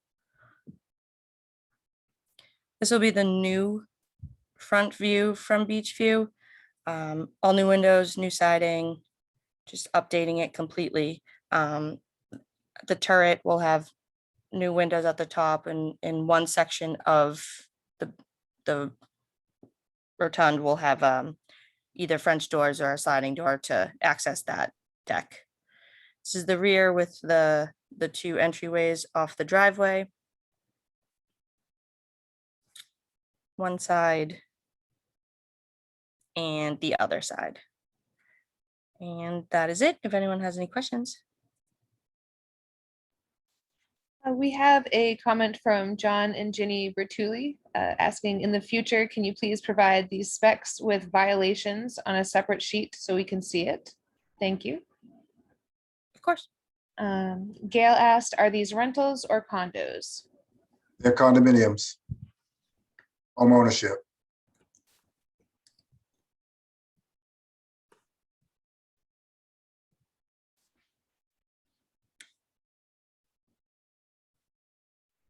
Just waiting to see if anything else pops up in the chat. No problem. Joanne Mahoney asked, is this not a brick building? It's not, it just has a brick facade on the outside.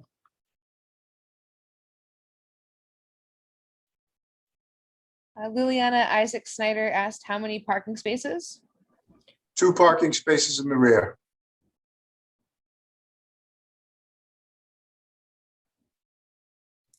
And currently there's 2 units and that's what they have for parking. So that is all they need. We didn't have to add anything else because the use is not changing. Gail asked, is there a build out or is this as is currently? There's an addition on the 3rd floor and a small one off the back on the 2nd floor, but not, it's just squaring off what's already there.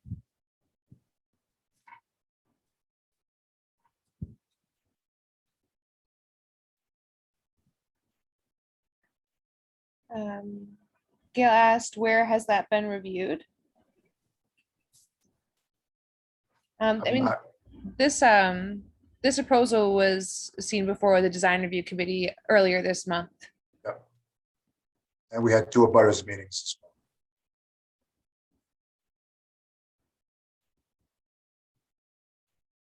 Yeah, after our discussion at the design review committee meeting, we decided to move this forward to OHNC for a vote because the abutters were okay with this proposal.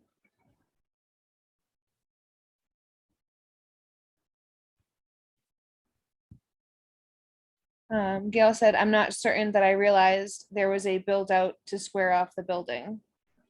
Devin, can you bring that? Yes, it's very slight. If you look right here on the existing 2nd floor where the 2 bathrooms are, and see how it cuts in on either side of the bathroom. On the new proposal, and that's it in the rear, it's those 2 smaller windows. On the new drawing, it just squares off that space. It looks a lot neater from the exterior. It's just, now it's one face instead of a bunch of different faces, and it's straight in the back.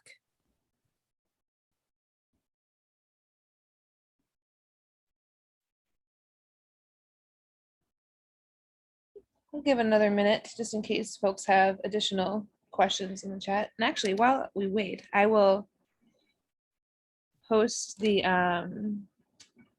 voting form. I know some folks didn't catch it in the chat last time, so I will share that now. And like I mentioned earlier, I'll send out the voting form along with the minutes and recording after the meeting. Gail said, can these plans be available on the OHNC page? Yes, these plans were sent to you, Tony, but I can resend them to you, no problem. I put them in the chat. I have a link to them. I can put them on the OHNC page. I think why they weren't in the original agenda was because I had grabbed the files from the application form to present, and that for some reason didn't allow the upload for 96 Beachview. So I had that in the email and it didn't get included. but we have it now.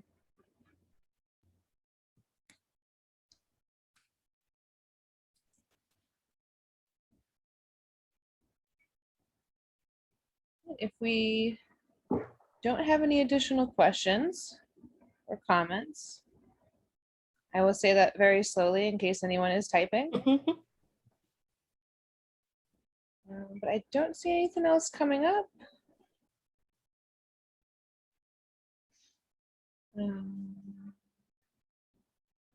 Gail mentioned that abutters were opposed to the two-family that's being proposed next to this building. But that's a different proposal. It's a different proposal altogether, and we're reevaluating that whole project.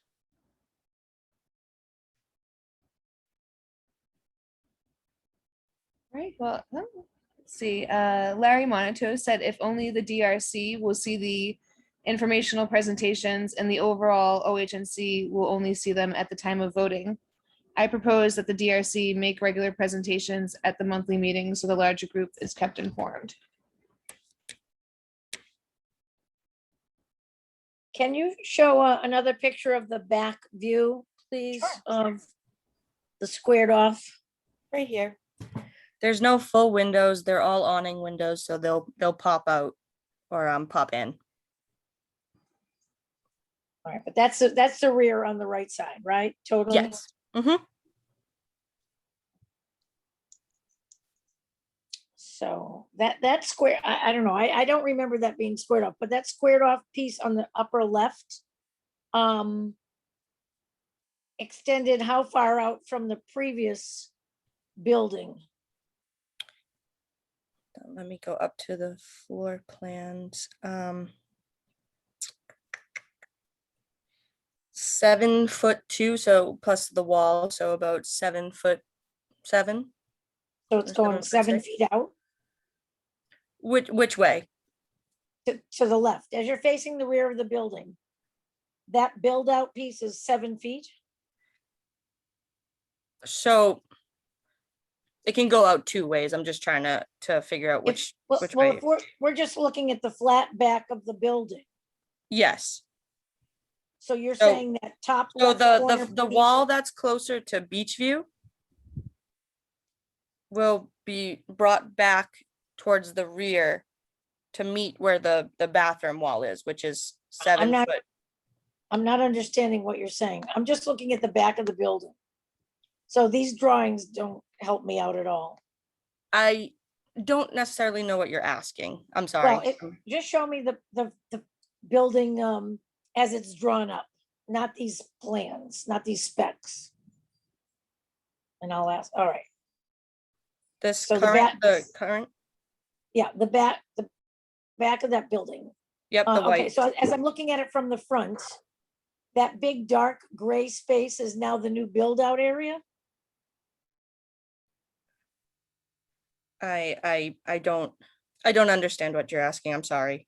All right, well, just I'm just stop getting scrolling. confused. Please stop scrolling. and This then is we'll- the proposed. The ones I stopped at were the existing. And this is what's being proposed. I don't know why this is confusing. All right, so as we're looking at that building on the left with the turret. Yes. So the big Yes. dark gray block going out to the right is a newly built addition? That's the roof.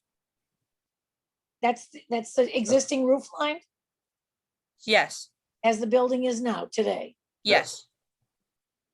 All right, it seems to me I don't remember that build out. Okay.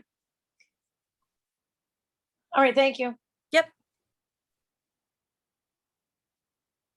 Joanne Mahoney said 96 Beachview shares a driveway with the second proposed project at 100-102, correct? Full That is- disclosure. That is correct. And just so folks know, there was some discussion in the chat around the DRC Design Review Committee meetings. The suggestion to present on what happened at that meeting, at the OHNC meeting, probably wouldn't have helped in this specific situation, considering both of those presentations happened in the same month. But we can start sending out like recaps of what happens at the DRC meetings, much like we do with the meeting minutes for our regular meetings. That way folks can be up to date on what was seen there before it comes to OHNC, if it's the same month or if it's months later. Also, we do share the agenda for both meetings on Facebook and email them. Lorraine. It doesn't look like we have any additional questions in the chat. I will post the voting link again. And with that, I think we are all set. That sounded like a question, but I always assume for a new comment to pop up in the chat. But it looks like this concludes our June 21st meeting. Our next one, I believe, let me not misspeak now. Yep, it's July 19th. Tony, thank you very much for the time this evening. You guys have a good evening. Thanks again. Thank you. Have a good night. You too. Take care. We did get one more comment just about the DRC. I'll share information on that on Facebook. I'll post that later when I send out the minutes and everything else. All right. Everyone have a wonderful rest of your evening and take care. Bye.